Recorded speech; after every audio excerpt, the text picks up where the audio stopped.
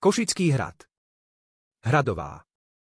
Košický hrad, ktorého výstavba začala v 13. storočí, je príkladom nedostavaného hradu. Nachádza sa severozápadne od mesta Košice na zalesnenom vrchu Hradová. O tomto hrade sa neobjavujú v stredovekých písomných prameňoch žiadne informácie alebo iba nepriame zmienky. Niekedy bol Košický hrad stotožňovaný s nedalekým hradom Sokoľ.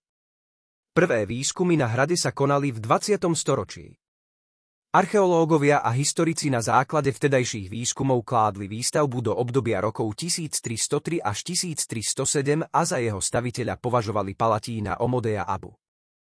Impulzom pre výstavbu malo byť nepriateľské postavenie mesta a Palatína v dobe dynastických sporov o následníctvo na uhorskom tróne na začiatku 14. storočia. V rámci zmieru, ktorým sa celý spor ukončil, sa Omodejovci zaviazali, že nebudú stavať nové hrady na svojich alebo iných majetkoch bez kráľovského povolenia.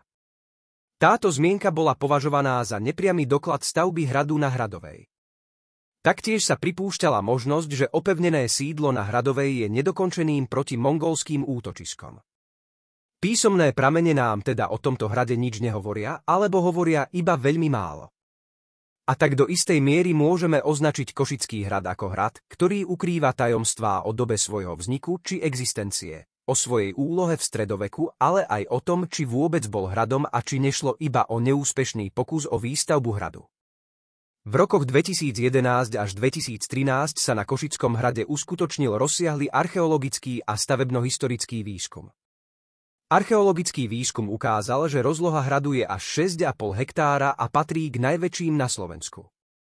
Výskum ďalej preukázal, že horná terasa bola využívaná už v mladšej a neskorej dobe bronzovej v období gauskej kultúry a bolo tiež zistené, že na tejto terase stáli nadzemné objekty, domy a hospodárske stavby a terasa bola využívaná ako výšinné opevnené sídlo. Ďalšie stopy ľudskej činnosti súvisia už so stredovekým hradom.